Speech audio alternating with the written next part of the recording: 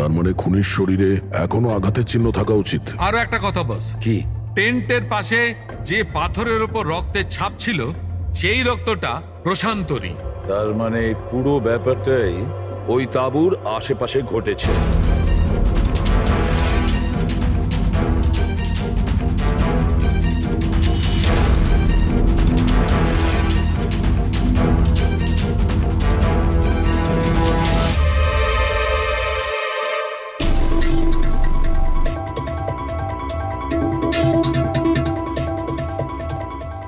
Sir, হ্যাঁ পুরবি, sir এই জুতোটা পেয়েছি। তাহলে কি এই জুতোটা আয়েশার নতো?